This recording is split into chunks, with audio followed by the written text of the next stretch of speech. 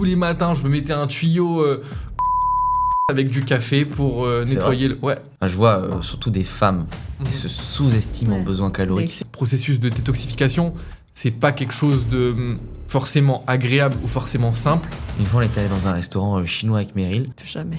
La protection solaire, elle vient pas que de ce que tu mets sur ta peau. Ouais. Elle vient aussi de ce que tu manges. L'humain, on peut lui faire croire ce qu'on veut sans preuve. Bienvenue dans Corps et Esprit, Le média qui muscle votre corps et renforce votre esprit. avec Meryl, Et Flavio. fondateur de Pareto Santé, le coaching ultra personnalisé pour entrepreneurs et cadres. Et de Nutripreneur, les compléments alimentaires français et naturels pour améliorer votre énergie, votre sommeil et réduire votre stress. Chaque semaine, on explore la santé physique et mentale pour vous aider à maigrir. Déborder d'énergie et accomplir vos projets les plus fous. Bon épisode. Sofiane, c'est quoi ta plus grosse unpopular opinion sur la santé ? Je dirais, c'est de croire que la détox n'est qu'un effet de mode. Est-ce que tu peux développer un peu ? Je pense qu'en 2025, on peut voir avec tous les scandales alimentaires qui se passent, que ce soit sur le mercure, les poissons contaminés, les sols contaminés avec le cadmium, les perturbateurs endocriniens qu'on peut retrouver dans le téflon, dans les produits cosmétiques, dans les parfums, l'air ou encore l'eau. Finalement, on peut vite comprendre qu'on n'a jamais autant été exposé à des toxines et que du coup, plus que jamais, il est important d'apprendre et d'accompagner son corps dans des processus de détoxification. Ben voilà, vous êtes sur Corps et Esprit. Merci beaucoup, Sofiane, de venir ici. On est super contents. Ouais. On va faire un très très bel épisode. On va parler de détox, mais pas au sens où tout le monde l'entend. Vous avez bien compris, on va parler de nutrition, santé naturelle. Pensez à télécharger votre e-book en description. Comme ça, voilà, vous aurez un résumé de tout ce qui est dit. Comment ça va, Meryl ? Abonnez-vous.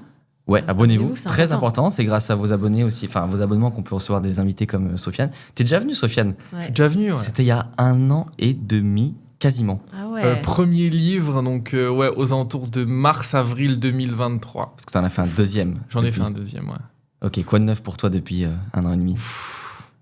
Énormément de choses, hein. Ouais. Ouais. Bah, toujours une belle, on va dire un beau succès. Après, bon, le succès, je parle pas forcément. Tu peux le dire. Je parle pas forcément d'argent, mais toujours un magnifique succès au niveau, que ce soit des livres, de ma présence sur les réseaux, du retour que j'ai des gens, de ma santé aussi. Ouais. C'est important de le dire parce que Bah, j'ai oui, quand même d'un diagnostic de sclérose en plaques et je fête d'ailleurs mes 10 ans. Parce que j'ai eu le diagnostic fin août, début septembre. Ok. Et je fête mes 10 ans avec 5 kilos de plus qu'en moins. 5 kilos de plus, pardon, en muscle. Je suis dans ma meilleure forme physique. Je dirais aussi ma meilleure forme mentale. Trop bien. Ah, super. Donc, ouais, plein de belles choses, quoi. Bah, C'est c'est un beau message Ouais. d'espoir. Carrément. On va être trop content. Est-ce que tu peux nous dire pourquoi c'est ton sujet de prédilection, la détox, en ce moment ? Parce que peut-être que détox, les gens, ils pensent que c'est, comme tu dis, on va faire une retraite, une semaine, Ouais. un jeûne, des jus de céleri. Toi, c'est- ta vision de la détox, c'est plutôt détoxifier le corps des métaux lourds. Et pourquoi c'est important ? C'est ça. Pas forcément que des métaux lourds, mais on pourra parler des métaux lourds, mais Ouais. au sens plus large, des toxines. Ok. Ok. Moi, j'ai été mis en premier lieu sur le chemin de la détox parce que, voilà, comme je l'ai dit tout à l'heure, j'ai été diagnostiqué d'une sclérose en plaques. Et ça fait 10 ans que je recherche, que j'essaye de comprendre comment je peux guérir, comment je peux l'éteindre, comment je peux améliorer ma condition. Et la première chose, le premier prisme, c'est change ton alimentation, fais du sport, gère ton stress, gère ton sommeil. Ok, on connaît tout ça, on Ouais. est Les d'accord. bases, ouais. On est d'accord que ça reste des piliers. Honnêtement, je faisais tout ça et je fais toujours tout ça. Et ça n'a pas empêché que parfois la maladie est venue encore me titiller. Ok. Et moi, quand quelque chose vient me titiller, je garde l'esprit ouvert et je cherche des nouvelles personnes, des nouveaux thérapeutes, des nouveaux médecins qui peuvent m'accompagner et potentiellement m'apporter un nouvel angle de vue. Lors d'une crise l'année dernière, je me dis ok, je vais chercher quelqu'un de différent, quelqu'un qui a une nouvelle approche. Et je tombe sur un spécialiste de la supplémentation en vitamine D. Ok. Donc la supplémentation en vitamine D, on a un protocole qui s'appelle le protocole du docteur Coimbra, qui a été développé dans les années 2010, entre 2000 et 2010. Et lui, il a réussi à prouver qu'une supplémentation très élevée en vitamine D pouvait éteindre l'activité auto-immune des gens qui avaient des maladies auto-immunes.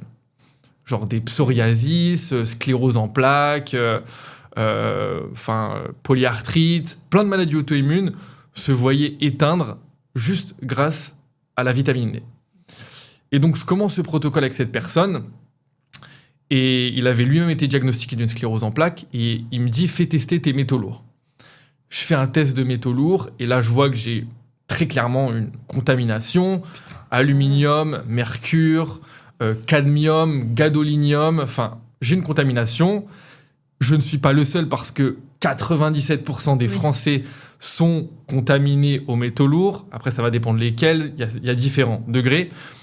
Mais très clairement, pour quelqu'un qui a une maladie neurologique, être contaminé aux métaux lourds, c'est no bueno. Ouais. Parce que après, tu as ce qu'on appelle de la neurotoxicité. Et donc, je commence une détoxification de métaux lourds. Et là, d'ailleurs, je suis à, je crois, entre 40 et 50 jours de détoxification, on va dire, un peu plus forte, un peu plus profonde. Voilà, je crois que j'ai répondu à ta question, mais c'est comme clair, ça. Ouais, c'est comme ça que j'ai découvert le sujet des métaux lourds. Et là, actuellement, plus je plonge dedans, à travers l'écoute aussi de docteurs, de personnes qui lèvent la voix dessus, plus on voit les scandales actuels avec le cadmium, etc., plus je comprends qu'en fait, on est énormément là sur Terre à se balader, à avoir des problèmes peut-être de peau, des problèmes de digestion, des problèmes de maladies auto-immunes, certains cancers. Et je ne suis pas le seul à être convaincu, mais je pense sincèrement que ça peut être dû parfois, partiellement parfois, de manière très claire, que ça peut être dû à une intoxication aux toxines, aux métaux lourds. Ouais. T'as dit tout à l'heure vitamine D plus que la dose. Je pense que c'est quelque chose qui est intéressant parce que tu sais, on a toujours peur d'être en surdose de compléments. Ouais. Quand tu dis plus de vitamine D, c'est quoi ? C'est x2 les doses ? On était plus sur du x20, Ok, ouais, plus... Du style, ça peut monter... moi, il m'avait prescrit 90 000 IU. Par jour. Ah ouais. Alors que ce qu'on recommande en France, c'est genre 2000. Une ampoule, mais une ampoule l'hiver, c'est 50 000 des fois, tu sais, qui te file. Ouais. Okay. Non, mais même les doses recommandées en France sur les compléments, c'est genre 2000. Mais t'étais encadré ou il t'a dit fais ça et t'as augmenté tout seul pendant 2 mois et... Non, t'es encadré, il faut le faire de manière encadrée parce qu'en fait, tu dois aussi faire checker tes prises de sang, tu dois éliminer tous les produits qui contiennent du calcium parce que plus tu prends de la vitamine D, plus tu assimiles du calcium. Et si tu fais une hypercalcémie, ça peut être dangereux pour les reins. Ah oui, donc pas de fromage. Pas de fromage, même certains oléagineux, tu dois éviter. Tu peux pas te faire de smoothie d'épinards ou de kale. De chou kale.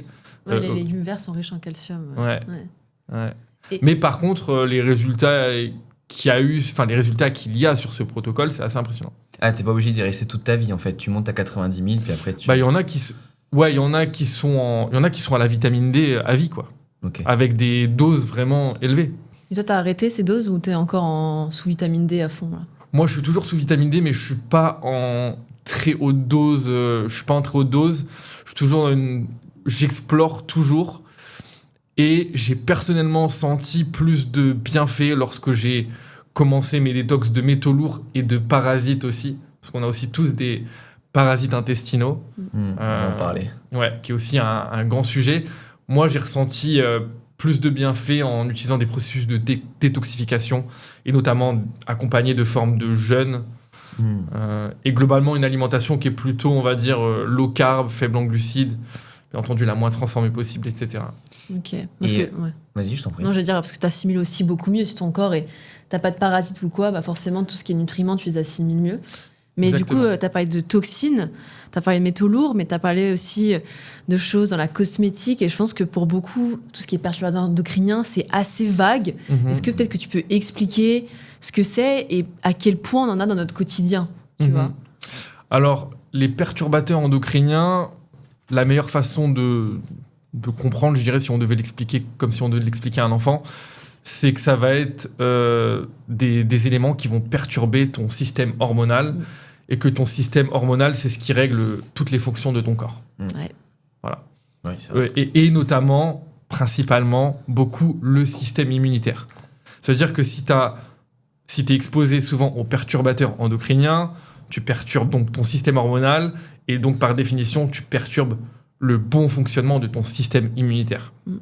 C'est pour ça qu'aujourd'hui, en fait, quand on dit détox, il y a certains naturaux, certaines personnes qui vont dire « Ouais, mais le corps sait se détoxifier tout seul. » Ben, c'est vrai. Sauf que, aujourd'hui, en 2025, nos corps sont pas à leur plein potentiel. Le foie n'est pas à son plein potentiel. Les reins non plus. La thyroïde non plus. Le système hormonal non plus. Donc, si tu l'accompagnes pas à travers des processus de détoxification en introduisant des aliments qui servent et qui appuient la digestion et en n'ayant pas des pratiques, moi j'aime bien parler souvent des formes de jeûne ou des formes de faire du juice fasting aussi, ton corps n'a pas les ressources en fait. Ouais, actuellement. En fait, il y a tellement un trop-plein que de base, le corps ne peut pas parce que c'est trop par rapport à ce qu'il est capable de faire, quoi. Exactement. Ouais.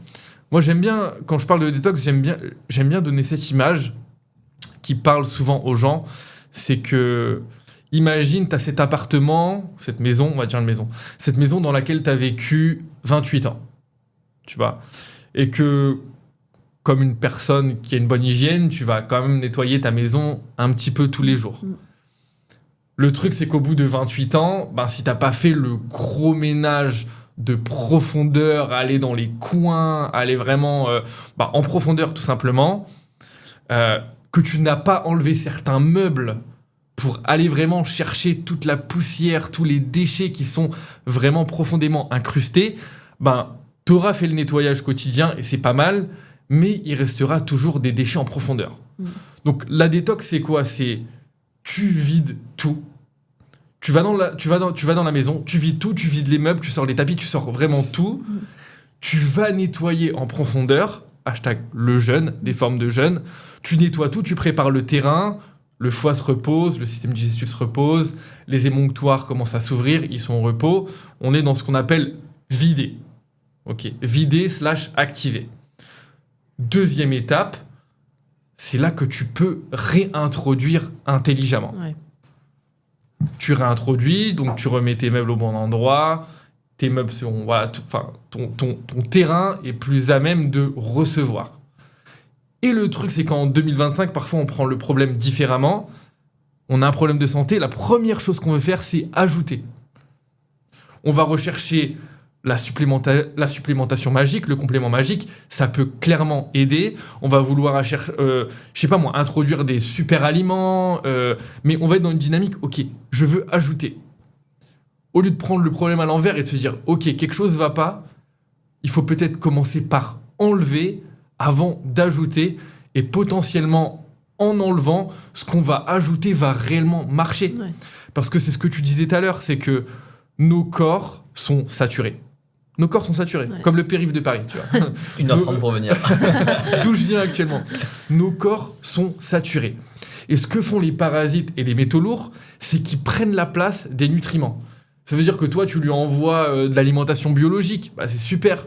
Sauf que c'est les parasites qui les mangent, c'est les métaux lourds qui interfèrent avec les nutriments, avec le fer, avec le magnésium, avec plein de nutriments. Donc, ce qu'il faut faire, pour moi, en 2025, réellement, c'est être dans une dynamique d'enlever avant de penser à ajouter. J'ai tout essayé. Franchement, ça fait 10 ans que je suis dans le milieu. J'ai tout essayé. J'ai essayé plein de formes de jeûne, vegan, keto, carnivore, supplémentation élevée en vitamine D, hydrothérapie du côlon. Hydrothérapie du coup. Je connais pas. Si, c'est ça. Tu te prends un tuyau. Non, je te crois, c'est juste que je connaissais pas du tout. Café Enema, où tous les matins je me mettais un tuyau dans les fesses avec du café pour nettoyer le côlon. J'ai vraiment tout essayé.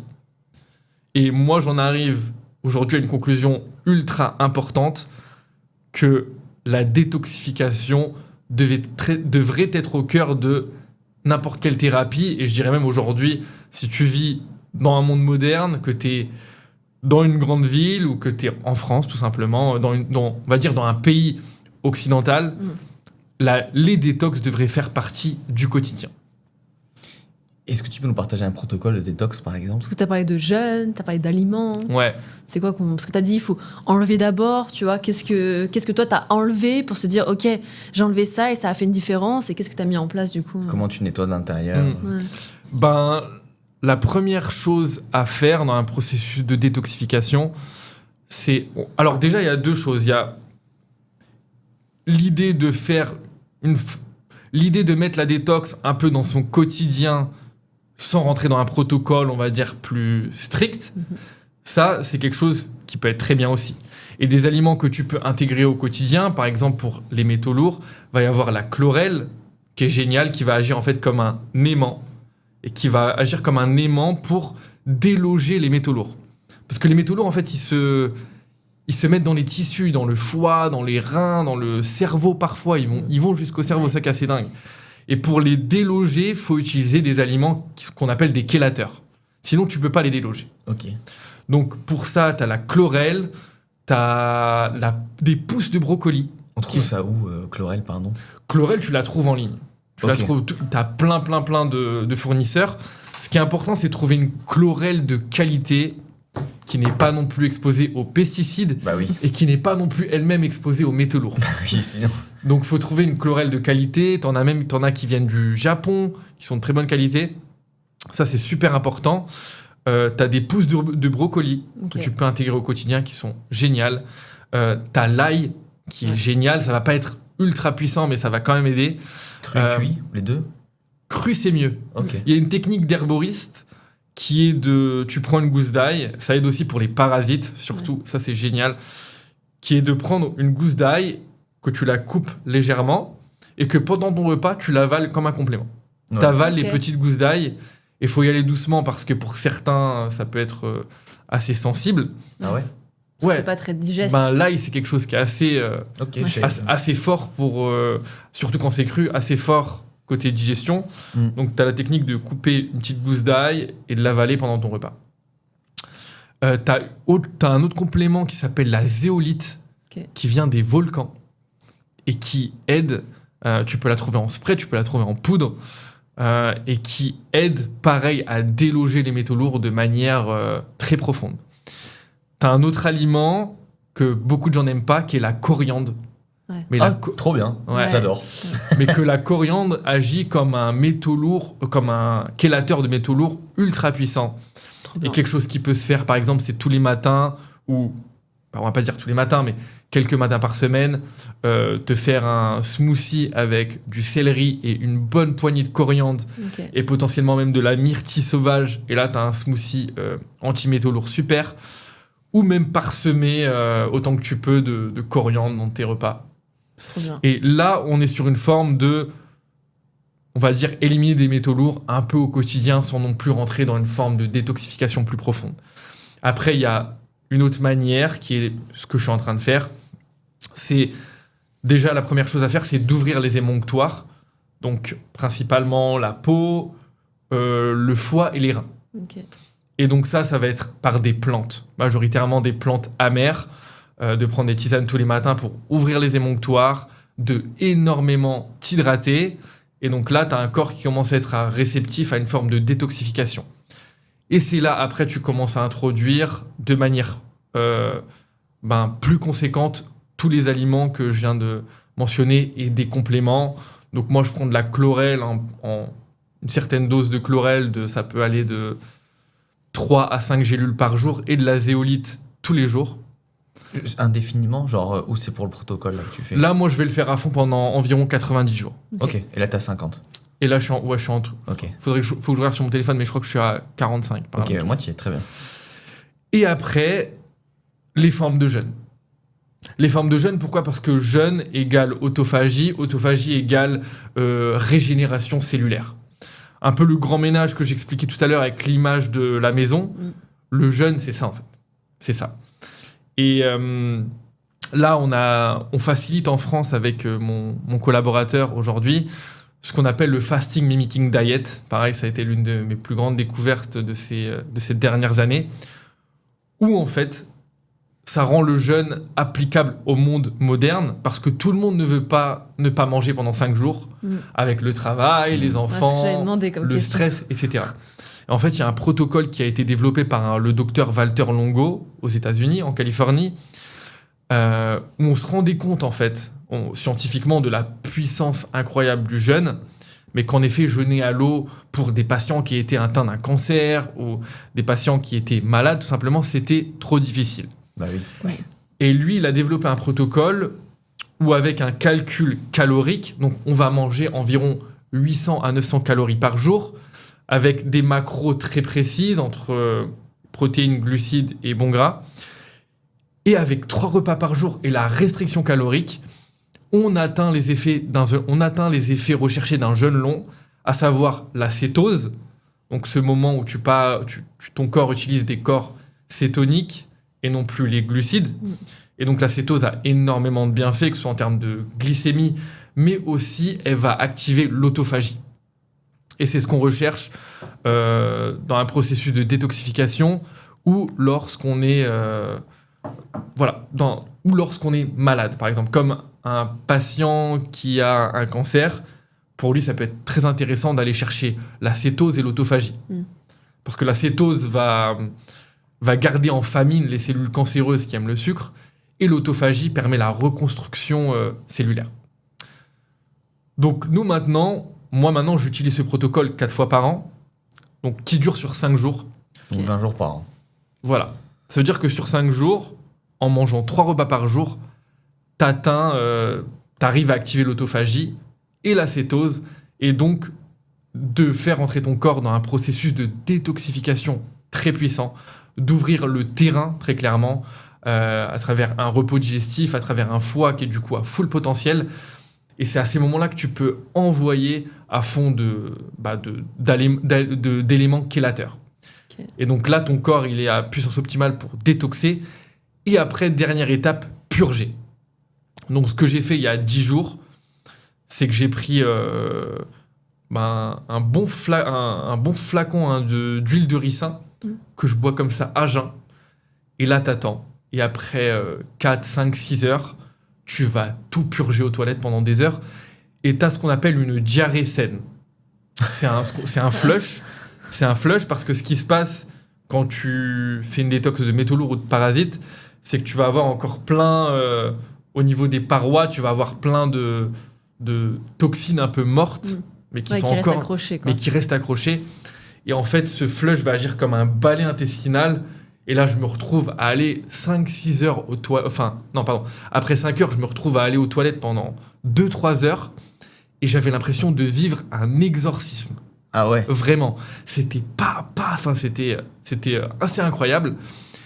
Et ce qui était fou, c'est que les heures d'après et le jour d'après, j'étais dans un état de bien-être incroyable. Comme si, je sais pas à quoi comparer, mais c'était presque psychédélique. Ouais. J'étais je sentais mon corps ultra léger, j'étais trop bien. Putain, et j'ai réellement senti que j'avais éliminé du lourd. Ok, mais vas-y, c'est-à-dire quoi ? Ah, j'ai 10 000 questions, et toi ? Ouais, moi aussi. En fait, les gens peut-être qui vont se dire, mais est-ce que je peux faire... Parce que t'as parlé quand même de 800-900 calories, c'est très faible. Une personne qui bosse, qui travaille, peut-être que tu vas pas lui conseiller de faire ça au quotidien, peut-être plus en vacances, non ? Et surtout, qu'est-ce que tu mets dans les 900 calories, par exemple ? Alors, ce protocole, c'est juste 5 jours. Ouais. Mais ça peut, quand même, 800 calories, ça peut être quand même faible pour quelqu'un qui bosse. Ah ouais, tu le sens. Clairement, tu le sens. Il vaut mieux le faire quand t'es en vacances, non ? Il y a des gens qui le font quand même en travaillant. Ok. Tu dis que le corps a des réserves. Le corps a des réserves, mais tu sens que tu passes en... Si tu prends ton iPhone, tu passes en mode économie d'énergie. Hein. Tu sens que ton cerveau fonctionne moins vite, tu peux pas faire du sport à haute intensité. Mais faut aussi comprendre que notre corps, il est justement la plupart du temps sursollicité et que pas assez sous-sollicité. Donc ouais, c'est les processus de détoxification, c'est pas quelque chose de forcément agréable ou forcément simple, mais nécessaire. Il faut se faire à l'idée que tu vas avoir des moments où tu seras vraiment KO. Et ce processus, ce qu'on appelle le FMD, c'est 5 jours. Et t'es un peu KO pendant 2-3 jours. Mais après, il y a des gens au 4 ou 5e jour, ils commencent à avoir ce qu'on appelle le high, que tu peux avoir en jeûne à l'eau aussi. Jeûne à l'eau, tu peux l'avoir aussi, pour avoir jeûné parfois 1 semaine. Moi, après le 3e jour, c'est fini. Je suis plein d'énergie, je pense plus à la nourriture. Je peux te faire du sport comme si je mangeais 2000 calories, quoi. Il y a aussi toute une partie croyance sur les calories. Il y a toute une partie croyance sur l'alimentation. Et c'est pour ça que j'adore faire le jeûne, les processus de jeûne, mais aussi accompagner des gens dedans. C'est parce qu'en fait, ils se rendent compte du potentiel qu'ils ont, même avec peu de nourriture ou sans nourriture. C'est qu'après, en fait, tu casses la croyance de te dire « j'ai forcément besoin de manger tout le temps ». Quand j'ai vu ce que j'ai envoyé, je me suis tapé une poussée de sclérose en plaques en Thaïlande, sur une île paumée, sans hôpital. Je me dis, ok, je vais la gérer tout seul. La première chose que je fais, c'est que je rentre en jeûne pendant 1 semaine. Et en fait, au bout du 3e jour, quand je passe la crise, ce qu'on appelle la crise d'acidose, là, ton corps rentre dans un full power mode. Mais là, je dormais 3-4 heures, parce que quand tu jeûnes, t'as pas besoin de beaucoup de sommeil. Et j'allais au sport, j'envoyais des performances égales. J'allais au sauna, je faisais des ice baths, je dansais, parce que je suis danseur, ça m'empêchait pas de danser, de continuer à danser, de faire toute ma journée, de travailler. Je faisais tout normal. Tu sais que ça donne trop envie d'essayer le jeûne. Ouais. J'ai jamais osé passer le cap de me dire... Est-ce que quand tu fais, par exemple, les jeûnes comme ça de 5 jours à 900 calories, est-ce que tu as une descente progressive? Tu sais, il faut des jeûnes d'1 semaine. Et j'ai l'impression, en fait, ça prend 3 semaines entre le temps où tu descends et le temps où tu remontes, où là, c'est... T'es à 3000 cales et tu dis, allez, demain, 900. Non, nous, la manière dans laquelle on accompagne, c'est de faire, comme dans tout processus de jeûne, de faire ce qu'on appelle une descente alimentaire. Ouais. Donc, 1 semaine avant, ce que tu vas faire, c'est déjà essayer d'étendre tes fenêtres de jeûne à travers du jeûne intermittent, d'éliminer sucre, d'éliminer gluten, d'éliminer produits laitiers, d'éliminer friture, d'éliminer trop de stimulants comme le café, par exemple, pour faire une bonne descente alimentaire. Pour que quand tu arrives au moment de la restriction, ton corps soit en transition douce. C'est comme si tu veux, imagine une voiture, imagine tu passes de la 5e à la 1re. Ouais. Tu vois? J'adore la métaphore. Ouais. En fait, 5e, 4e, 3e, 2e, 1re, ok. Transition douce, et là, mon corps est prêt, je le choque moins. Et en général, les personnes qui font une bonne descente ont déjà des meilleurs résultats, parce qu'on a aussi mesuré les résultats à travers des prises de sang. On a mesuré les corps cétoniques avec le GKI Index pour voir à quel point ton corps produit des corps cétoniques, parce que c'est un indicateur déjà de cétose, mais aussi d'autophagie. Et donc, on voyait les gens qui avaient fait des bonnes descentes alimentaires et qui avaient bien respecté le protocole alimentaire. Après les 5 jours, déjà, ils ont un mieux-être à tous les niveaux, mais aussi, on pouvait prouver vraiment scientifiquement qu'ils étaient dans des cétoses profondes, ce qu'on appelle des cétoses thérapeutiques. Parce que la cétose, elle est thérapeutique. Ouais. Même s'il y a un côté alimentation un peu à la mode parfois, ou perte de poids, mais à la base, il y a ce qu'on appelle la cétose thérapeutique qui a des réelles vertus anti-inflammatoires. Ok. Et après, on remonte progressivement, c'est ça que tu voulais demander? Ouais, non, vas-y, mais... Et après, une fois que tu as fait les 5 jours? Et après les 5 jours, tu reprends la descente alimentaire. Pour la remontée, c'est la même règle. Okay. C'est pareil, tu vas... Avec mon ami, mon collègue avec qui on accompagne, qui s'appelle Ben, je vais le mentionner quand même. Avec Ben, on appelle ce qu'on appelle les 3 trop. Donc, dans la remontée, c'est pas trop vite, donc pas manger rapidement, parce que ton système digestif, il a ralenti. Pas trop complexe. Ça veut dire pas trop d'aliments à la fois. Ça veut dire mélanger un minimum d'ingrédients. Rester sur des choses assez simples. Parce que plus on mange complexe, un Pokéball, par exemple, de 12 ingrédients, on peut se dire c'est super, mais il y a quand même 12 ingrédients. Ouais. Et encore une fois, ça dépend des capacités digestives de chacun. Et pas trop vite. C'est-à-dire manger lentement, consciemment, etc. Ok. Et est-ce que ces personnes qui font le jeûne 5 jours, elles doivent faire la fameuse huile de ricin pour la toilette, ou en fait, ou alors ça suffit de faire ce jeûne sans avoir à faire le protocole final un peu? Ben, je dirais que c'est pas obligatoire, mais je pense que ça peut être moi, dans la mienne, du coup, c'est quelque chose que je vais recommander fortement. Ok. Plein d'autres ne le feraient pas, mais quand j'ai vu quand j'ai senti ce que j'ai ressenti, et quand tu comprends qu'en fait, tu as des toxines littéralement dans tes parois un petit peu partout, et que tu as utilisé un outil comme le jeûne qui permet déjà de nettoyer, autant faire la totale. Autant faire la totale et se finir par une bonne purge. Et d'ailleurs, quand j'en ai parlé sur mes réseaux, il y a des gens qui me disaient que dans les dom-toms, je me rappelle plus lesquels exactement, mais c'était donné à tous les enfants 1 à 2 fois par an. Ah ouais. Ouais, c'était systématique. C'était un peu comme l'idée de l'huile de foie de morue à l'époque de nos grands-parents. Ouais. Ben, dans certains dom-toms, apparemment, c'était donné à tous les enfants 1 à 2 fois par an. Ok. Tu vois. Et j'ai aussi fait un parallèle intéressant. Je sais pas si vous avez des animaux, Non. mais tout le monde vermifuge ces animaux. J'ai jamais eu C'est- d'animaux, donc C'est ultra commun de même recommander. N'importe quel vétérinaire va vous dire pensez à vermifuger vos animaux plusieurs fois par an. Ça veut dire quoi, vermifuger? Ça veut dire lui donner certains produits qui vont aider à éliminer les parasites, les vers intestinaux. Mais c'est marrant que jamais, enfin, en tout cas pas encore, cette théorie ne s'applique pas aux humains. Tu vois, Est-ce que peut-être qu'on leur donne ça parce qu'ils ont accès à la nature et qu'ils peuvent manger des trucs un peu bizarres, non? Ou que Aussi. les chiens, tu vas dans Paris, c'est quand même dégueu, ils lèchent Bien la sûr. pisse, tu vois, ils marchent. Enfin, non, mais c'est vrai. Non, mais Non, c'est clair. hyper sale. Et quand C'est clair. tu vas aux toilettes, t'élimines toutes tes bactéries quoi, dans tes selles. Donc forcément, si le chien il se met à lécher une selle d'un autre chien, c'est pas. C'est clair, c'est clair. Mais Et- tu pourrais faire le comparatif avec notre alimentation d'aujourd'hui. On peut faire le comparatif avec notre alimentation d'aujourd'hui. D'ailleurs, bon, je suis désolé, vous m'avez parlé du saumon juste avant, mais Ah non, justement, vas-y. il y a une vidéo aussi qui. Alors, faut savoir où on retrouve des parasites. Déjà, c'est dans les aliments sales, parfois dans l'eau, dans ce qui est parfois contaminé, mais aussi des aliments crus. Et en fait, il y a la grande mode du saumon cru, des sashimi, des sushis, etc. Et il y a pas mal de vidéos qui montrent que ils passent du saumon au microscope et tu vois littéralement des parasites qui se baladent, quoi. Pas ouf. Pas ouf. Pas ouf. Et donc, je crois que les statistiques disent que environ 1 personne sur 4 héberge des parasites intestinaux. Les plus communs, on connaît tout ce qui est candida, etc. Mais il y a aussi des parasites qui sont plus, on va dire, sournois. Mais tu le sens ou pas quand t'en as? Ouais.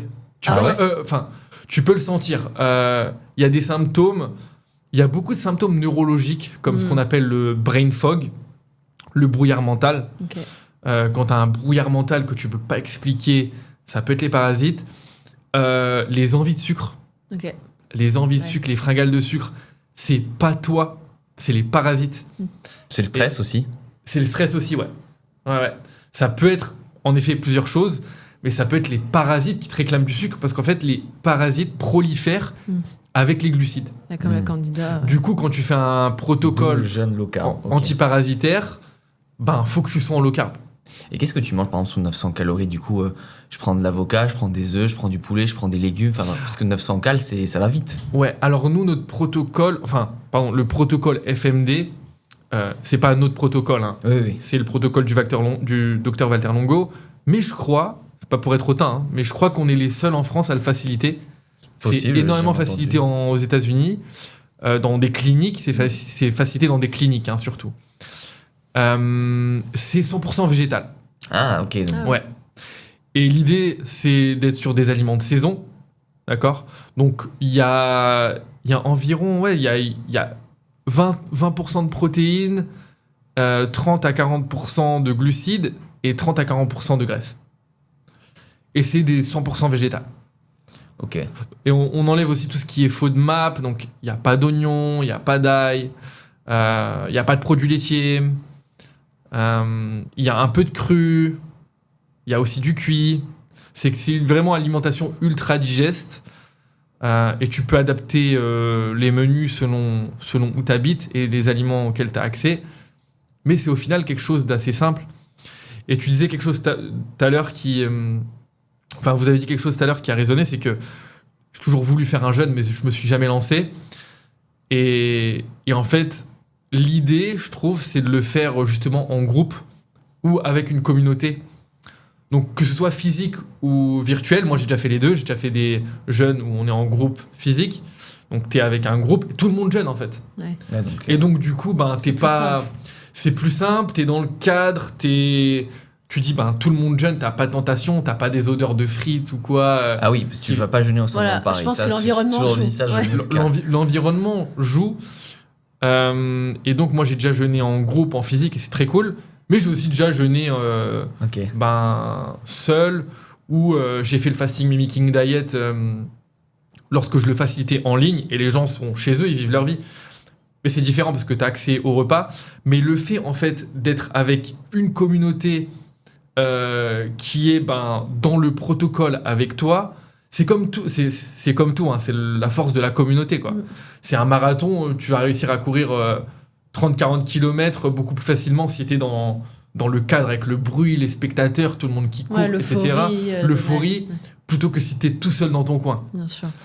Et donc, c'est pour ça que moi, je recommande souvent à des gens qui veulent commencer le jeûne, déjà, faites-le avec un groupe, un organisme, que ce soit en ligne ou en physique, selon ce que vous préférez, ou motivez votre partenaire à le faire, un partenaire ou votre famille, par exemple, pour le faire en groupe, quoi. Et je pense que c'est pour ça que ça peut être plus simple de le faire pour les personnes qui sont pas à leur compte, qui bossent, qui n'ont pas trop le choix, qui ont des enfants, pendant les vacances, que déjà l'environnement, c'est vrai que ça joue. Imagine, tu as envie de marcher, parce que tu peux pas faire beaucoup de sport, vu que tu es fatigué. Nous, on habite dans le centre de Paris, tu marches à toutes les odeurs, c'est pas possible. Donc je pense que ça peut être cool, effectivement, de le faire en vacances ou dans un lieu où t'es un peu loin de ça, dans la forêt ou je sais pas, dans la campagne, où tu peux marcher sans être tenté par l'odeur de frites, l'odeur de pain chaud, le machin. Et je pense que c'est beaucoup plus simple. Et comme tu l'as dit, en groupe, c'est vrai que si t'es au moins 2 à te le faire, tu te motives plus facilement. Et t'es pas tout seul face à toi-même en train de te dire purée, là j'ai faim, je dois tenir, ou purée, qu'est-ce que je fais, j'ai plus d'énergie, quoi. Exact. Exact. Est-ce qu'une façon aussi d'éliminer les parasites, les métaux lourds, ça peut être simplement de transpirer? La transpiration, Absolument. Alors je pense sportive, mais aussi sauna, est-ce que c'est une bonne façon d'éliminer tout ça? Absolument. C'est pas... En fait, ça va pas cibler directement. Oui. D'accord? Mais si tu as mis en place des aliments que j'ai mentionnés et des compléments comme la chlorelle, la zéolite, ça veut dire que là, tu as ciblé déjà les métaux lourds et la transpiration va permettre de les expulser. Ok. Donc ça va venir, si tu veux, en support. Un peu en phase finale, quoi. En phase, pendant ou en phase finale. Ouais. Ok. Mais clairement, c'est ultra recommandé de transpirer, de bouger aussi. Pareil, le système lymphatique, c'est important de le mobiliser pendant n'importe quel processus de détoxification. De bouger, de marcher, de courir, de se faire masser, par exemple. Ou encore le sauna. Ouais. En effet, sauna, c'est incroyable. C'est un truc de fou. Hein. Incroyable. C'est vrai que moi, dans mon idée, je me disais, si je fais un jeûne, vu que après, tu as parlé des fameux 3 jours au début, après les 2 derniers, ça va, tu as quand même beaucoup moins d'énergie, donc tu ferais beaucoup moins de sport. Donc je me dirais, il faut que je le fasse vraiment dans un moment où je dis, ok, je mange moins, je fais moins de sport. Mais là, tu me dis courir. C'est vrai que dans ma tête, je me dis pas que je pourrais courir si j'ai moins d'énergie, etc. Alors, clairement, je veux revenir sur ce que tu as dit, sur créer l'environnement pour. Ouais. Et ça reste ultra important. Ça veut dire que faut allouer ce moment... En fait, faut se dire, la détoxification, faut se dire, ok, là, je sors un peu de mon mode productif, hein, le mode sur lequel on est tous principalement très conditionnés, et c'est peut-être notre mode par défaut actuellement, où travail, sport à haute intensité, constamment faire des choses. Il faut se dire, ok, je vais dédier un temps à là vraiment me reposer et prendre du temps pour moi, mais prendre du temps pour soi dans le... J'ai envie de dire, pour moi, dans le vrai sens du terme. Parce que pour beaucoup, prendre du temps pour soi, ça va être peut-être autre chose. mais prendre du temps pour son corps, en fait, je dirais. Même d'une manière un peu plus philosophique, de se dire, là, mon corps, ça fait 31 ans qu'il est en vie, ça fait 31 ans qu'il accumule, ça fait 31 ans que parfois je suis en ville, parfois je suis exposé, je sais pas moi, à certaines toxicités. Là, je vais lui offrir une semaine que pour lui. Que pour lui. Ça veut dire que je vais réduire en intensité, ça veut dire que je vais être un peu plus en nature, mettre les pieds au sol, les pieds à la terre, prendre du soleil, calmer mon système nerveux, parce que pareil, tu vas pas vraiment détoxifier ton corps si tu es constamment dans le sympathique, pardon. Tu as aussi besoin d'activer le parasympathique, la relaxation, pour que le système nerveux nettoie. Plus tu dors bien, plus ton sommeil est profond, plus tu vas nettoyer. La plupart de la détoxification se passe pendant aussi le sommeil. Bien sûr. Donc c'est ultra important. Oui, c'est vrai que le dormir, en fait, ça nettoie le cerveau. Ça nettoie tout. C'est tout le corps. Tout. C'est vrai qu'on se pose pas la question comment on peut se nettoyer de l'intérieur, mais...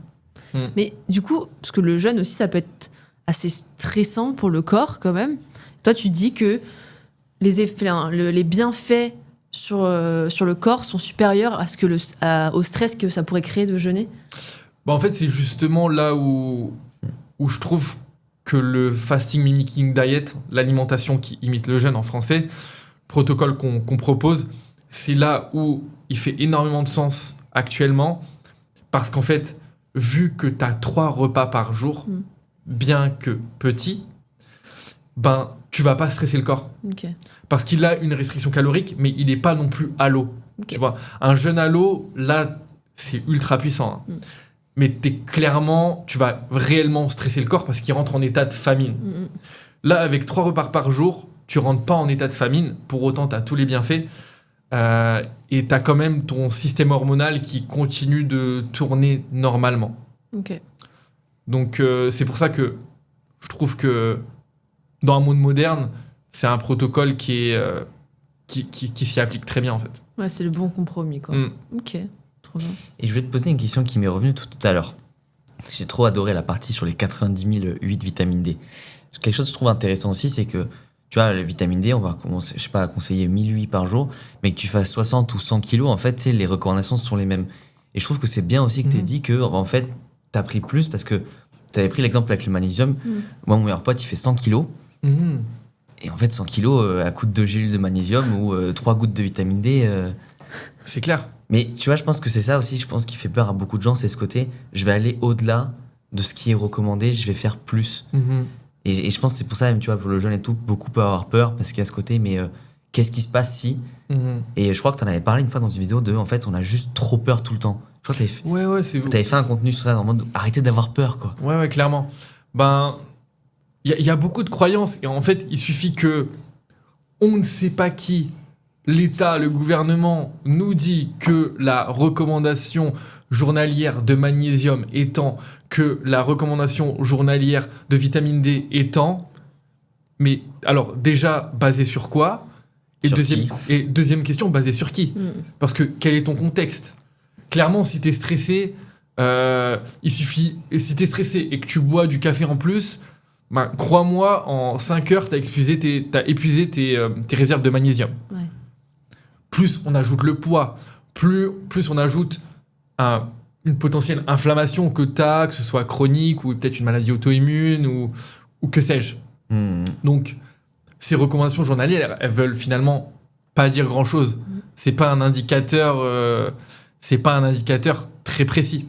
Ouais, c'est pour ça que le côté test, vois sur toi. Ouais. En fait, on est tellement loin de tout faire à la limite. On a tellement de marge, surtout en France, on prend beaucoup de précautions. Je pense que c'est bien aussi que les gens qui nous écoutent essayent, tester. Bien sûr. Et franchement, je crois que c'est vraiment très très rare qu'il y ait eu des problèmes quand on essayait des choses qu'on nous déconseillait par rapport à des normes, tu vois. Parce que, bien sûr. Je pense que, est-ce qu'il y a déjà eu des gens, il y a peut-être très peu de gens qui sont morts d'une surdose de compléments ou une surdose d'un bon aliment, tu vois. Non, c'est clair. Alors ça, je suis d'accord. Et je dirais aussi un truc à faire qui peut être intéressant, c'est de tout simplement faire une prise de sang pour faire checker ses minéraux et ses vitamines. Après, les minéraux, la plupart sont dans les cellules, donc tu vois pas forcément bien tout ce qui... Pour la vitamine D, je suis d'accord, mais sur magnésium et tout, Du coup, c'est quand même moins précis sur la prise de sang. Et en plus, à l'instant T. C'est ça qui est un peu contradictoire, je trouve. Vitamine D, petit témoignage. Du coup, moi, je prends pas 90 000 UI, mais je prends... 3 ou 5 fois la dose recommandée. Voilà. Je fais une prise de sang, et tu sais, t'as le minimum, maximum, et je suis au max. Et je me dis, attends, c'était pas plutôt dans la moyenne, même? J'étais en moyenne haute. Ouais. Je me dis, je suis juste moyenne haute en faisant x3 sur la dose, tu vois. Et ça m'a fait... Et c'était... je l'ai faite en juillet, donc... Par là, comprends aussi que j'ai déjà pris le soleil un peu. Ok. Et j'ai dit, ah ouais. Sachant que moi, je mange aussi du foie de morue. Donc, et je me dis, ok, c'est pas tombé dans l'oreille d'un sourd, quoi. Mais attends, t'as dit un truc, je voulais rebondir dessus. Ah bah, j'ai oublié, c'est pas grave. Non, mais même tout à l'heure, t'as parlé d'exposition au soleil. À quel point, parce qu'on parle de vitamine D, du coup, soleil, à quel point c'est important et que ça peut jouer dans le processus de détoxification, de bien-être pour le corps. Claire, bah, c'est vraiment des techniques naturelles les plus simples au monde. C'est l'exposition au soleil. Je pense qu'on l'a tous remarqué, quand il fait beau, on est plus heureux. Les gens ont peur, encore une fois, de ça. Ouais, c'est très peur du soleil. Encore une fois, il y a la propagande du soleil, propagande de la peur, cancer, mélanome et compagnie. Moi, je me questionne un peu dessus. Je veux pas dire... En fait, j'essaie d'avoir un discours où je ne veux pas dire que le soleil est dangereux, parce que pour moi, dire le soleil est dangereux, c'est une affirmation qui est trop forte. Mais est-ce qu'il présente des dangers ? Oui. Ouais. Comme tout, quoi. Comme plein de choses. Oui, c'est sûr. Est-ce qu'il faut s'exposer intelligemment ? Absolument. Ah oui. Est-ce que pour autant, il faut mettre de la crème solaire à chaque exposition ? Bah, honnêtement, je pense pas. Non. On peut se demander, encore une fois, c'est pas que tout était mieux avant, c'est pas ça l'idée, mais comment ils faisaient avant, quoi. La crème solaire, c'est une invention des années 90.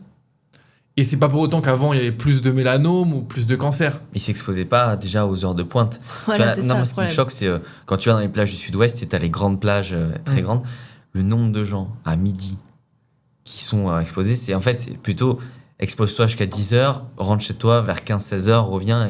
Et moi, je vois les gens, tu sais, ils sont blancs, mais blancs norvégiens, midi sous le soleil, et le soir, ça donne des langoustes, tu vois. Ouais, et puis c'est très dangereux de s'exposer. Ouais, en plus, sous monoï, tu vois.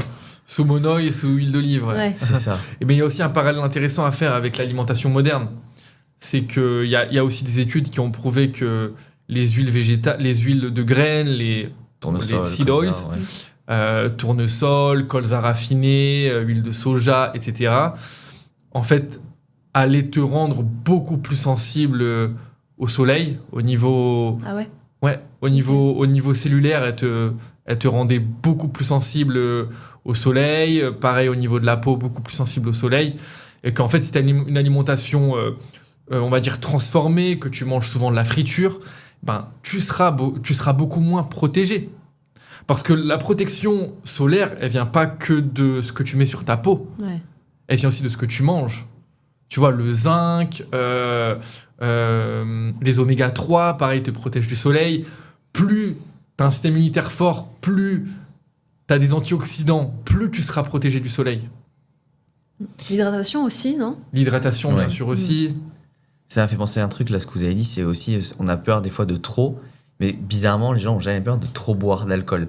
Chaque fois, je prends ce parallèle, mais tu sais, des fois, on a peur de trop s'exposer au soleil, trop manger de fruits, trop prendre de magnésium, mais personne n'a peur de faire trop de jours sans sport, tu vois, ou de trop boire d'alcool. Moi, c'est vraiment un truc qui m'a fasciné. Je me rappelle toujours en soirée, cette personne qui nous avait dit avec un verre de vin, vous devrez quand même arrêter les compléments, tu sais, en mode d'en prendre. Et je dis, mais mec, t'as un verre de vin. Enfin, je veux dire, le référentiel, je critique pas, tu fais ce que tu veux, mais juste me donne pas un conseil santé alors que t'en as ton 3e verre et qu'il est 19h.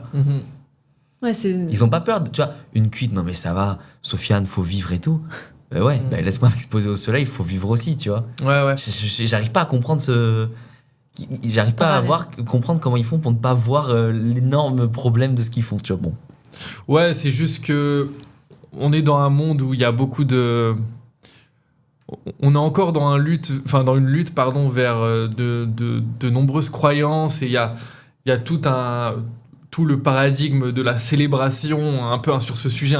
Pour moi, c'est juste le narratif, le paradigme de la célébration qui est à revoir et qui est déjà en train d'être revu, parce que je pense que... J'avais lu une étude quand même qui disait que les nouvelles générations buvaient beaucoup moins que les anciennes. Mais c'est vrai qu'en France, il y a encore un vrai lien entre célébration et alcool, Festivité, entre s'amuser et alcool, entre festivité et alcool. Puis ça fait partie de la culture en plus. Ça fait Vin, partie de la champagne. culture. Et ok, boire un bon verre de vin, boire en conscience, je trouve que c'est bon et que ça fait du bien et que ça peut être marrant et que pourquoi pas en fait. Mais par contre, pour moi, le problème commence lorsque tu as besoin de quelque chose pour atteindre un état X. C'est-à-dire, j'ai besoin de cette cigarette ou d'alcool pour être bien socialement. J'ai besoin d'alcool pour m'amuser. J'ai besoin d'alcool pour danser en soirée. J'ai besoin d'alcool pour être un peu plus moi-même. Pour moi, le problème, il vient plus de là. De comment on va associer l'alcool et de avoir besoin de n'importe quelle substance. Ça ne peut pas avoir d'effet positif pour moi. Ouais, c'est vrai que j'ai vu aussi que les jeunes buvaient moins, mais j'ai vu que du coup, ils consommaient plus de drogue. Ah ouais? Ça rattrape ailleurs.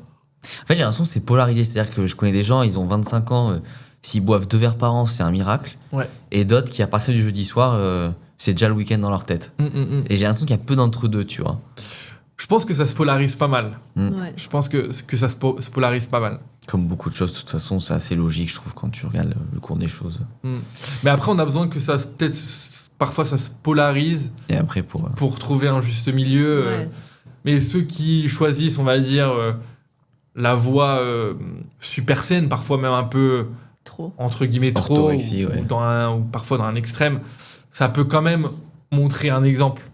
Moi, je sais que je suis très extrême dans ma façon de extrême pour certains, hein, dans ma façon de vivre ma vie, de prendre soin de mon corps, de faire attention à ce que je mange, à ce que je touche, à ce que je mets sur mon corps aussi, ou même mes cheveux. Enfin, je mets ce qui touche ma peau, ce qui rentre en moi, tout est checké à la loupe, quoi. Donc même les t-shirts, tu fais en sorte de prendre du coton, du lin, des matières naturelles. C'est pas encore là où je suis hyper, Ok. mais je vais avoir quasiment rien de polyester, par exemple. Et comment tu laves tes vêtements, tes plats? Ça, c'est un truc que j'ai beaucoup de mal, tu vois, par exemple. Ça, C'est je très pense, dur. c'est encore vraiment le next level quand tu veux vivre toxique, sans toxine. C'est après de remplacer en effet tout ce qui est Lessive, ça je trouve Tout- que c'est tout- dur. ce qui est lessive et Machine à laver. détergent pour Ouais. tout ce qui est vaisselle. Mais ça, je sais pas. Je me dis, est-ce que j'ai du savon de Marseille, ça va laver les plats? Je sais pas. Ben, et vraiment, il y a la vieille école de bicarbonate, vinaigre blanc. Il y en a qui font presque tout avec ça, quoi. Qui c'est qu'à la machine à laver, nous avait dit, mettez un demi-savon de Marseille et voyez ce qui se Ça, j'ai passe. déjà vu ça, ouais. Alors, le truc, c'est que j'essaierai pas sur tous mes vêtements. C'est jamais, je veux faire un premier test. Non, mais c'est plus que ça reste en mort. Enfin, c'est assez dur, donc je sais pas si ça fond vraiment. Mais t'as raison, il y a peut-être déjà par exemple, l'eau qu'on boit, la contraception chez Ouais. les femmes, vraiment des choses. Les ustensiles de Archi obvious. cuisine, les Ouais. Le truc, crèmes. c'est que si on arrive aujourd'hui, et c'est ce qui se passe d'ailleurs déjà, hein, c'est que il y a un climat un peu anxiogène autour des toxines, de l'alimentation, de ce qui est bon, ce qui est pas bon, on est exposé à ça, etc. Je pense que ça peut vite être anxiogène. Ouais. Et je pense que c'est important de ramener aussi aux bases de quelles sont les premières choses à faire. D'ailleurs, les amis, n'oubliez pas que sur nutripreneur.com, vous avez 20% avec le code corps-esprit-20. C'est valable une fois dans votre vie. Profitez-en pour faire le plein d'énergie, de santé et faire le plein à vos proches aussi.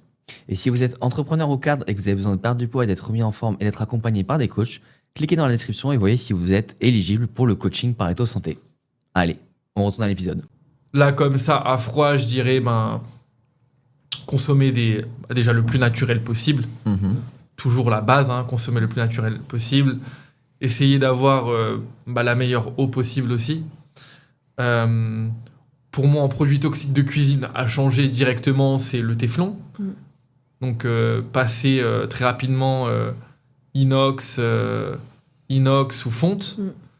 Juste pour revenir sur l'alimentation, éviter à tout prix les aliments qui contiennent beaucoup de métaux lourds, hein, comme on disait le thon, le saumon d'élevage de Norvège, les gros poissons, ça vraiment les bannir, voire extrêmement les limiter, c'est déjà très bien. D'autres aliments aussi que tu conseilles d'enlever? Parce que c'est vrai que thon, saumon, ça revient souvent. Mais Ouais. peut-être qu'il y a d'autres aliments où tu te dis, en vrai, les gens le savent pas, mais lui, il est pas terrible comme aliment. Alors, est-ce que les champignons?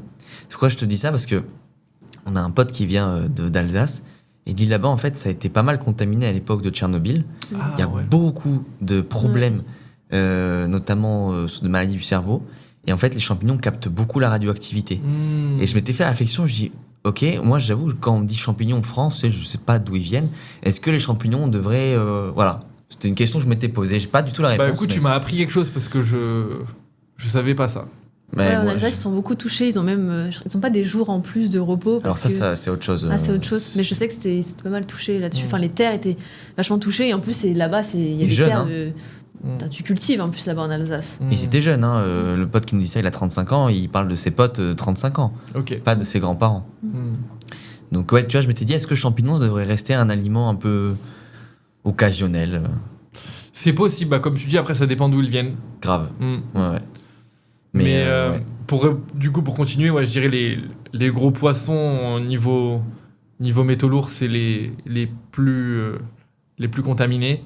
Comment ça se fait d'ailleurs? Après, tout simplement parce que ils sont gros, du coup ils sont en fin de chaîne alimentaire, du coup ils mangent un peu toutes les conneries versus un maquereau ou une sardine qui est très petit, qui sont plutôt en début de chaîne alimentaire, ils accumulent moins. C'est juste que les plus gros poissons ont plus de capacité à accumuler en fait. Okay. Et parfois, ça va dépasser le seuil de 4, 5, 6, 10 fois le seuil recommandé. Donc, faire attention à ça. Ensuite, en cuisine, éliminer vraiment tout ce qui est plastique ou PFA, quoi. Prendre un maximum de verre, un maximum d'inox. De bois. Du bois, de la fonte pour les poêles, c'est génial. Là, déjà, comme ça, petit à petit, on commence à éliminer pas mal de choses.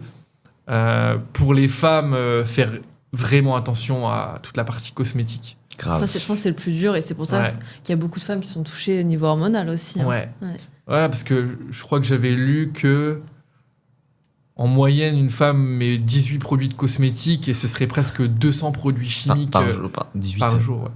Ah ouais? Si on prend tous les produits cosmétiques, en gros une femme peut rapidement être exposée à 200 ingrédients chimiques par jour. Waouh, c'est dingue. C'est vrai que moi, je mets que du mascara, mais même le mascara, j'ai eu du mal à trouver un truc. Et je suis pas sûre que ce soit le meilleur, tu vois. Mais un truc naturel, c'est dur, quoi. Tu le prends où?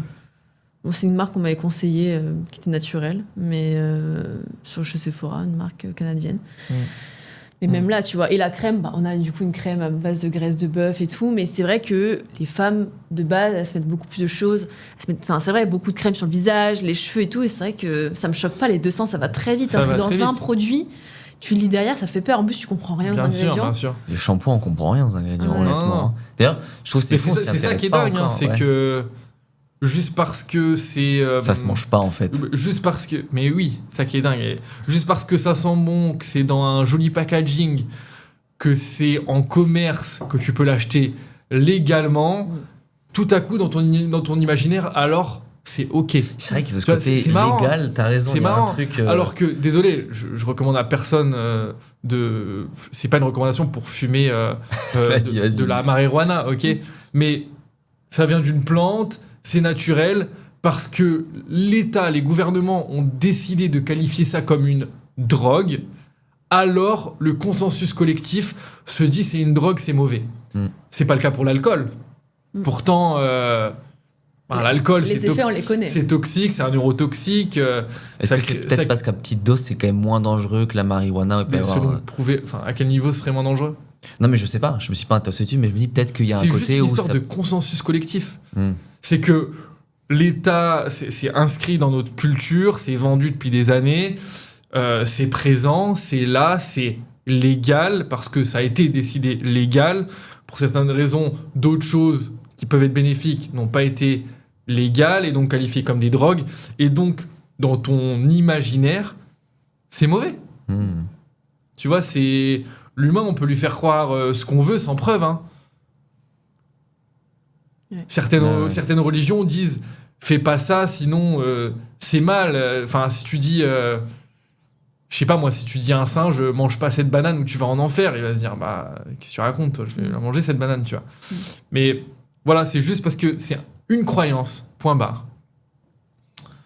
Donc à se questionner aussi dessus. Et pour revenir sur le sujet des produits cosmétiques ou des shampoings. En effet, tu es face à cette liste. Tu te dis, ok, ben, je mets ça sur mon corps et... Zut.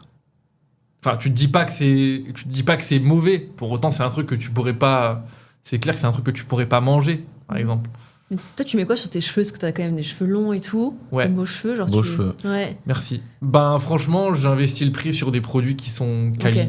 T'arrives à trouver quand même des marques avec des produits où c'est plutôt naturel, pas trop d'ingrédients et tout. Il y en a. Hein. Ok. Après, par exemple, je vais me laver les cheveux. Je suis pas dans le super hygiéniste non plus. C'est-à-dire que je me lave pas les cheveux tous les jours parce qu'on n'en a pas besoin. Bah non, mais ça c'est normal. On n'en a pas besoin. Il y a plein de trucs que enfin voilà, ça je vais le faire de temps en temps, peut-être une fois par semaine, parfois deux, selon si je vais à la plage ou quoi. Je mets pas de parfum. Je mets pas de parfum parce que, enfin, pas confiance. Il y a des phtalates, il y a des perturbateurs endocriniens. Je mets pas de parfum. Parfois, je vais prendre une petite fiole d'huile essentielle, faire ça, hop, basta. Ou parfois, je mets juste rien. Je mets aucun déodorant des hypermarchés, les aérosols et tout, c'est mort. C'est d'ailleurs hyper facile de faire son déo maison avec de l'huile de coco, une huile essentielle et puis un peu de fécule. Tu peux te faire un déo ou tu peux en acheter un clean. Et surtout, je trouve qu'on peut vite aussi se passer de déo. Quand tu manges bien. Parce que moi, quand je suis vraiment passé, dis-toi que ça fait 2 ans qu'on habite à Paris, et quand je suis passé ici, je suis passé vraiment en mode, ok, on va chercher la viande nourrie alerte, tu sais, genre upgrade de nutrition, je ne sens plus mauvais. Ouais. Ok. Quand tu manges bien, je je me lave au savon de Marseille, et même les t-shirts, ça sent pas mauvais. Voilà. Même quand je suis au sport et que je transpire, c'est de l'eau. Ouais, je pense qu'on a un peu normalisé que la sueur sentait mauvais, alors qu'en fait, tu élimines de l'eau, tu élimines des toxines, donc en fonction de ce que tu manges, effectivement, Exactement. tu vas avoir l'odeur, et puis aussi les vêtements, la qualité de tes vêtements joue sur les odeurs que tu vas renvoyer, parce que c'est du polyester, forcément, c'est pas une matière naturelle, et tout de suite, ça va sentir très fort. Mais je trouve que les gens ont vachement normalisé que t'étais obligé de puer quand tu suais, alors qu'à la base, c'est de l'eau. Non, mais c'est vrai, et ça reste naturel. Et là, aujourd'hui, on veut te mettre des déos pour que t'arrêtes de transpirer, alors que ton corps a besoin que tu transpires. Ah ouais, ça, je trouve que c'est dingue. Non, mais c'est vrai qu'en plus, ton corps tu bloques un processus naturel qui est de transpirer pour détoxer, en fait. Et tu as parlé tout à l'heure de plage, que tu es à la plage, tu les lavais 2 fois par semaine du coup. Est-ce que tu penses que dans ce processus de détox global du corps et de santé, tu penses quoi de tout ce qui est mise à la terre, grounding? Parce que j'ai l'impression qu'à un moment ça a été très à la mode, puis après il y en a plein qui ont dit en fait c'est bullshit, et que ça repart pas le sujet. Et je crois que la première fois que j'ai entendu parler, c'était sur ton compte il y a quelques années.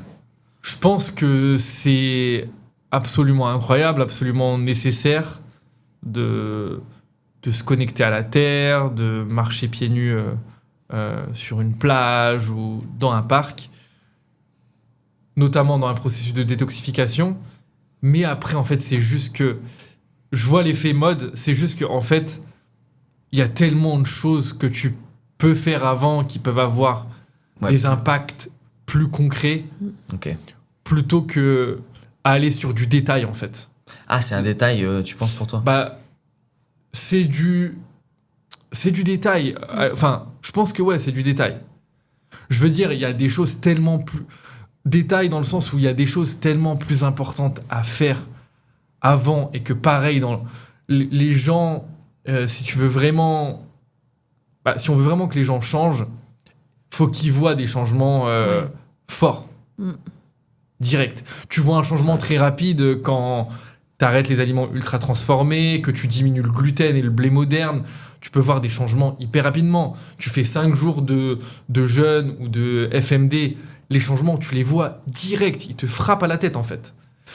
Et les gens ont besoin de ça d'abord pour faire une transition, et après, c'est pas du détail, pardon, c'est de l'optimisation. Oui, ok. Et avant d'optimiser, je pense qu'il faut aller taper, taper un peu plus fort, faut aller taper dans les bases.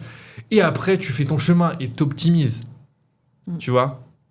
Mais t'as raison, déjà, faisons du sport et bougeons. Exactement. On dort. Voilà. On mange naturel. Exactement. Et déjà, t'as une belle Tu gères ton stress. Ouais, tu gères ton stress. Après, comme tu l'as dit, ça suffit pas toujours. Exactement. Tu sais, toi, tu m'as pas connu quand j'ai eu beaucoup d'acné. Et donc, tu sais, le dermatologue, il disait à ma mère, mes parents, faites-lui manger moins d'aliments transformés. Mes parents ils disent, il n'y en a pas un, quoi. Et en fait, c'est à force d'aller dans l'optimisation, santé du foie, zinc. Alors, moi, j'ai pas eu la même histoire que toi avec la vitamine D, mais pareil, zinc que je prenais bien. Nickel. J'ai toujours des petites traces que j'ai refusé de me faire enlever au laser. Mais c'est des cicatrices, c'est pas des boutons. Je le sens pas, le laser. Je sais pas, il y a un truc qui me... Okay. J'ai pas envie de le faire.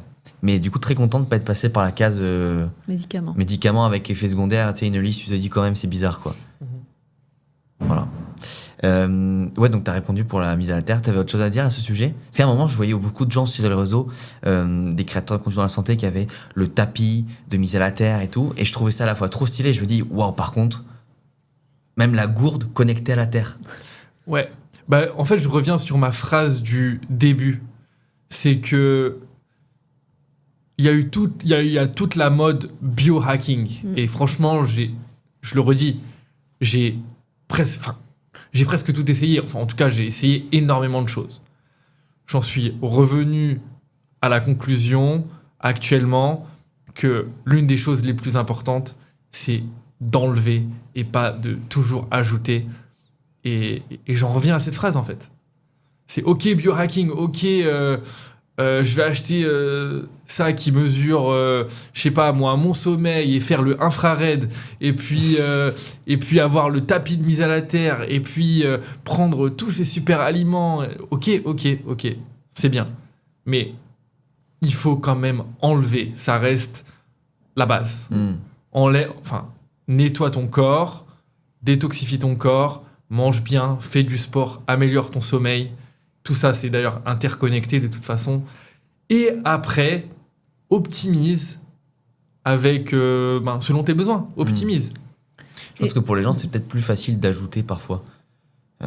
J'ai l'impression que quand t'es dans un quotidien où tu bosses beaucoup, t'es dans le rush, quoi. De toute façon, parfois, c'est plus facile pour eux de se dire, tiens, je vais ajouter de la nutrition bio, par exemple, que je vais enlever ma cosmétique.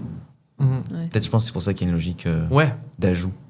Ouais, parce que... Dans laquelle je suis complètement. Hein. Parce que quand on doit enlever, ça vient toucher à quelque chose de différent. Ça vient toucher à l'habitude. Bah ouais, aussi. Oui. Ouais, l'habitude touche à la personnalité. Et donc là, c'est quelque chose qui est... et la personnalité touche à la croyance. Donc en fait, enlever... Ouais, c'est beau ce que je viens de découvrir, mais en fait, quand t'enlèves, et c'est vrai que c'est ce que j'ai vécu à travers les processus de détox et jeûne, t'enlèves aussi des croyances, tu vois. Et ouais, ça demande de faire différemment. Et ça, l'humain a toujours du mal. Mais par contre, ce qui est merveilleux, c'est que tu peux ressentir des bienfaits tellement forts, tellement rapidement, et atteindre un potentiel plus naturel et plus fort que tu dis, mais waouh, j'étais un zombie en fait avant. Moi, j'ai déjà eu ce sentiment. Ouais, je le vois. Je rentre dans mes protocoles, je nettoie mon corps, je vois à quoi j'ai accès, que ce soit physiquement, que ce soit psychologiquement, que ce soit même spirituellement. C'est aussi un autre sujet, mais j'ai atteint mes états les plus élevés à travers des processus de jeûne aussi. Ouais. Et quand je vois à quoi j'ai eu accès à travers ces processus, je regarde mon moi un peu toxique d'avant et je me dis, ah ouais, pour rien au monde, je retourne là-bas en fait. Et quand tu vis ces changements, quand tu vis ces transformations, pareil, quand on a fait notre détox en ligne, sur 120 personnes, 100% des personnes ont témoigné d'un mieux-être sur, encore une fois, physique, physiologique, psychologique, spirituel.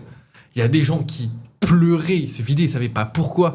Ils avaient des révélations, des envies de changement de vie. Et je me dis, waouh, le truc de dingue. Et en fait, après, quand tu as accès à ça, c'est bon. Le toi d'avant, tu lui dis ciao, en fait. Ouais, ça, je suis... Et tu penses que c'est aussi la façon de vivre plus longtemps en meilleure santé, de vraiment prendre soin de nous à ce point.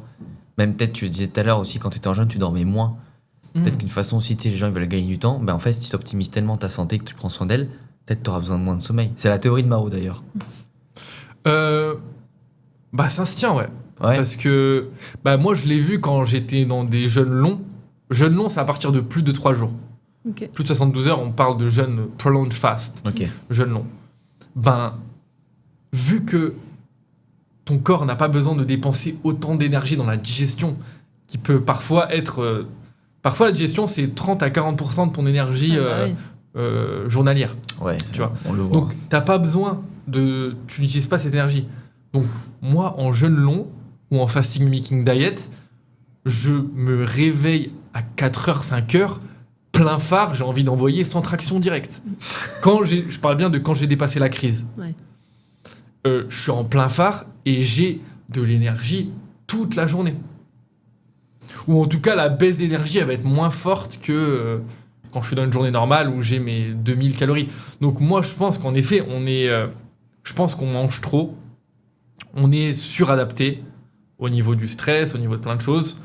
Il y a aussi tout un paradigme de la... Ouais, tout le paradigme de la protéine aussi, où on veut manger beaucoup de protéines, prendre beaucoup de muscles, etc. Ce qui demande aussi beaucoup d'énergie digestive, et donc plus de repos, forcément. Donc je pense qu'en effet, les personnes qui mangent moins, qui font des processus de jeûne, ben, t'as besoin de moins de sommeil, ça c'est clair et net. Tu sais que moi je pense que les gens mangent pas assez. Parce que je pense que comme il y a beaucoup de stress, alors si on peut avoir une vie plus douce, oui, mais je pense que beaucoup, je vois surtout des femmes, elles se sous-estiment en besoins caloriques. Les femmes que tu coaches, ouais, c'est ça. Ouais.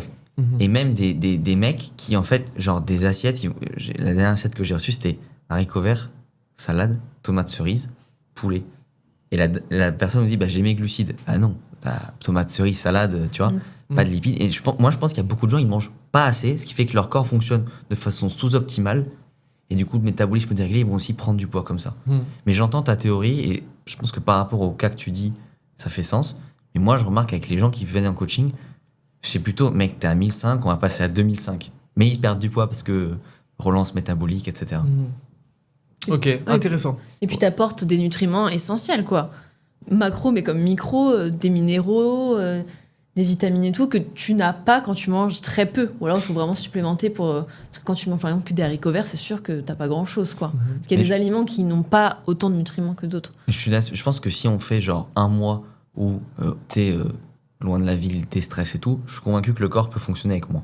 Oui, ça c'est sûr. Ça, c'est sûr et je suis d'accord que le contexte, ton contexte de vie, que ce soit travail, où tu vis, sport, niveau de stress, sport, va toujours avoir un impact. C'est sûr. Ouais. Et tu voulais dire quelque chose ? T'avais parlé vaguement du gluten. T'as dit qu'il faut enlever le gluten. C'est quoi ton avis du coup sur le gluten ? Moi, je parle pas du gluten en tant que tel, je parle du blé moderne. Ouais, ok. Ouais. C'est important de faire une connotation. Pour moi, il y a différents problèmes avec le blé moderne. Il y a déjà une surexposition aux pesticides, glyphosate notamment. C'est un aliment très, très, très exposé. Il y a, en plus maintenant, on découvre, dû au sol, beaucoup de contamination aussi au cadmium sur le blé moderne. Et troisièmement, la surconcentration en gluten du blé moderne qui va venir, pour beaucoup de gens, créer des problèmes digestifs, parfois de manière claire, parfois de manière plus silencieuse. Pour moi, c'est ça le gros problème avec le blé moderne. Okay. Mais du coup, c'est quoi le lien avec le trop de gluten et le digestif ? C'est quoi ? C'est que le corps n'arrive pas à digérer autant ? En fait, c'est que si tu veux, la vitesse à laquelle le blé a évolué a été modifiée, et la vitesse à laquelle nous, on évolue, notre microbiote n'a pas évolué assez rapidement pour assimiler, en fait. Ok. C'est là où c'est compliqué. Après, il y a aussi la partie... le blé moderne va être plutôt glycémique. Il y a la partie aussi antinutriments. Et moi, il y a la partie plus expérimentale, où j'ai vu d'énormes bienfaits en arrêtant le blé moderne, que la plupart des gens à qui je l'ai recommandé, pareil, et que maintenant, on a des options aussi de trouver du pain qui a du gluten quand même, mais de meilleure qualité. Par exemple, le vin complet, ou petit épeautre, etc. Mais le blé moderne en tant que tel, je le limiterai, dirons-nous. Okay. Et pareil aussi, c'est aussi venir jouer avec ses croyances, parce que dans tout ce challenge, du coup, quand j'ai des plus de 40 jours, je suis aussi rentré dans une alimentation sans céréales. C'est-à-dire pas de quinoa, même pas de quinoa, zéro céréales, pas de riz, pas de pain, zéro céréales. Et c'est une alimentation, je tiens à le dire, que je fais pour l'instant partiellement pour maximiser la partie détox et notamment la partie antiparasitaire, parce que les parasites se nourrissent de glucides. Et en fait, encore une fois, une croyance rompue où n'importe quel Français se dirait mais un repas sans céréales, comment c'est possible ? En fait, tu mets plus de légumes, plus de gras, plus de protéines. T'as les fruits pour les glucides, si nécessaire. Quelques fruits et t'as ton assiette et t'es calé, quoi. Tu vois. Et après plus de 45 jours comme ça me paraît hyper normal, hyper intuitif. Ouais, c'est facile. Et facile, en fait. Et dis-moi si je me trompe, mais t'as de la famille au Maroc, je crois. Ouais. Et des fois, tu mets des stories, je trouve que c'est trop intéressant parce que j'ai l'impression que là-bas, ils font, par exemple, ils trempent beaucoup les légumineuses. Et toi, je sais que t'en parles en mode, c'est super important. Et en fait, en France, on peut se dire, c'est qui ce mec, j'ai pas le temps de faire ça. Alors qu'il y a d'autres pays où, en fait, c'est normal encore de préparer comme ça. Ouais, il y a plein de pays où c'est normal, même les Iraniens qui cuisinent beaucoup le riz, ils vont le faire tremper toute la nuit. Moi, si je me fais du riz ou du quinoa, c'est simple, je le fais tremper toute la nuit, en fait, ça me coûte rien.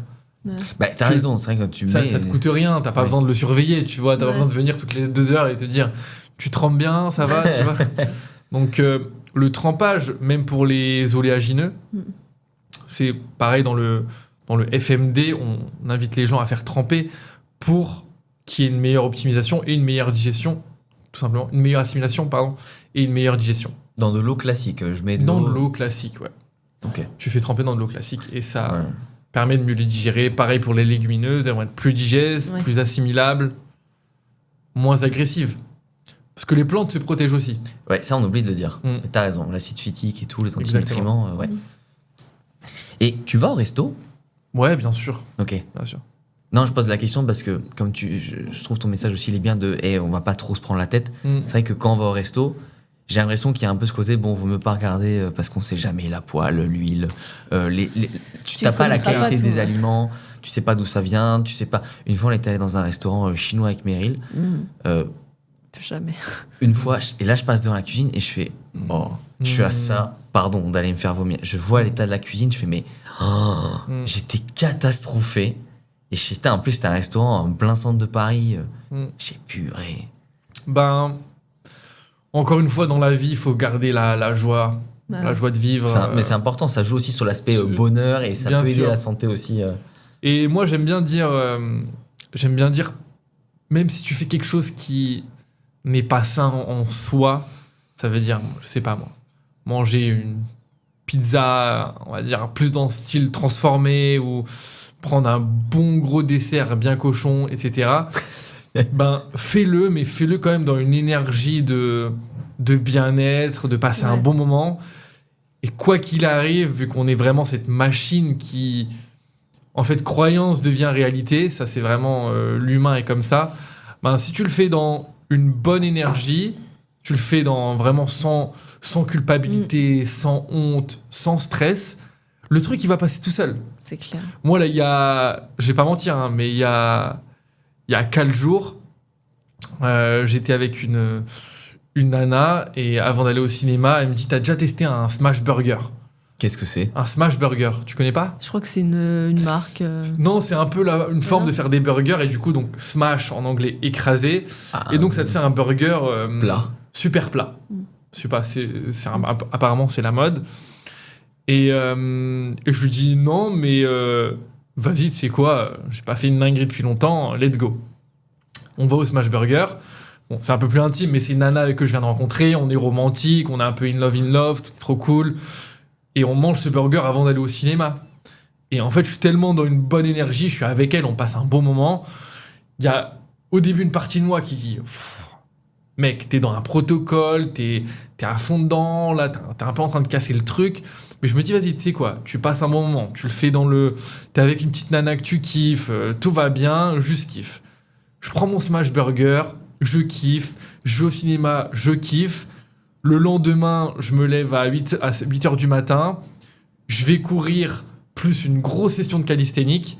Et je me retrouve finalement à envoyer une session, mais incroyable, en étant plein d'énergie. Alors qu'on pourrait se dire, bon, le lendemain... Le lendemain d'un fast-food, en plus vu que je suis pas habitué, mon corps il est plus sensible, ben rien, zéro problème de digestion, zéro fatigue, zéro maux de tête, juste parce que peut-être j'étais dans une trop bonne énergie, je l'ai fait en mode trop bien, j'étais en paix avec ça. Le lendemain, bah super énergie toute la journée, j'envoie une super session, j'envoie des muscle-up, il y a tout qui passe.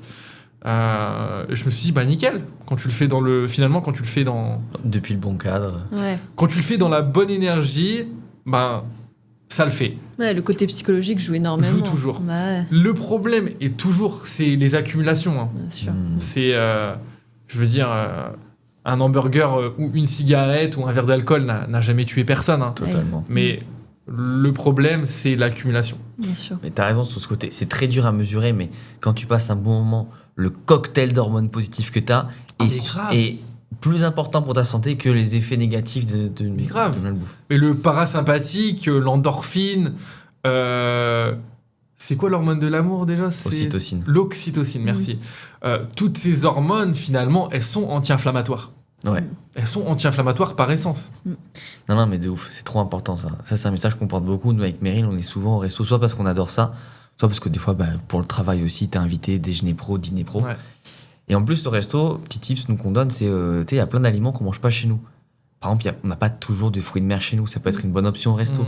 Des fois, au resto... Même des abats au resto France. À la base, en France, tu cuisines vachement les abats. Et ça peut être une façon de manger des abats cuisinés. Donc, ils ont un meilleur goût aussi. Ok. Les restos libanais, ils te font beaucoup foie de veau persil. En plus, c'est un combo qui est trop bien. Bah, autant envoyez-moi un plat, quoi. Est-ce que tu aurais un sujet, là, un mot de la fin, quelque chose que tu aimerais dire Je rappelle aux gens, pensez bien à vous abonner. Merci encore, Stéphane, d'être avec nous. C'est grâce à vos abonnements qu'on peut aussi recevoir des personnes comme ça. Bombarder les pouces bleus. Le mot de la fin.